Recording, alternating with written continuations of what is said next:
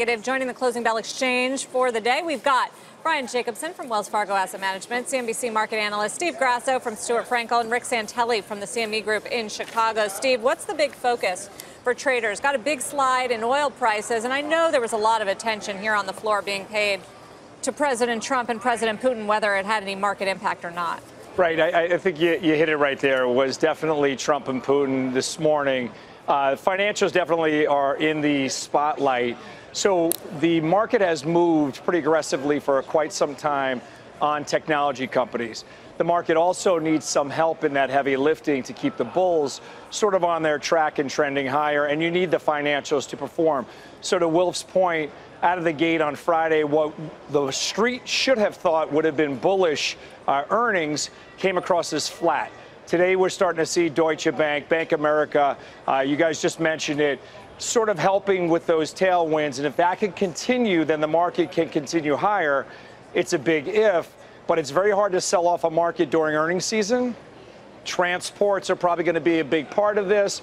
So we have to see which group is going to start lifting. But the way you started this conversation, I think the Trump-Putin message was definitely what weighed on the markets early. People wanted to have a wait and see. Was there an I gotcha moment? And it was definitely a little lacking on President Trump's performance. Brian, are you buying risk assets or playing things safe at the moment? Well, we're continuing to lean cyclical with a lot of our portfolios as far as with positioning, mainly because we are still optimistic about the growth outlook. Think the Fed is going to take it nice and slow as far as with hiking rates. As far as with financials, that is an area that we do like, mainly because we think that we will see a little bit of a steepening of the yield curve here in the near term. It's been compressed for a while. Perhaps we're going to see that move a little bit wider. Related to the Trump and Putin press conference today, I think that it met a lot of people's expectations. We haven't seen really big moves in the market related to that. I mean, maybe you can argue that oil was moving on some of the comments coming out of there, but it also could be moving as a result of some of the rumors around release of strategic petroleum reserves, maybe Saudi Arabia picking up a little bit of their production. So I'm not sure if the market was really all that focused on the Trump-Putin meeting, and if it was, it probably just met expectations. You've heard adulations, give it 24 hours, that could turn to recriminations. You never know. Yeah, the ruble's up 0.5%. Rick Santelli, what's the expectation on the floor in the bond market from Chairman Powell, who does begin 2 days of testimony tomorrow? Most market participants think that Mr. Powell thus far has been pretty pragmatic, pretty clear. They don't suspect there's going to be any change.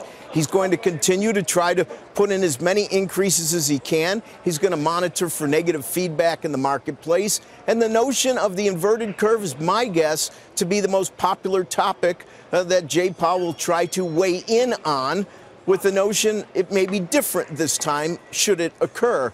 If you look up at the board, you see we've been hovering at 260 and two-year note yields up a couple of basis points. They continue to be painted to the wall, incrementally higher yields, continually comping back to a further back date in 2008. I don't suspect that will change. And the long end, I don't remember a long end having the type of consolidation and lack of real volatility as this year. This is the 18th session that the 10s are going to close in the 280s. We've had a similar run in the 290s.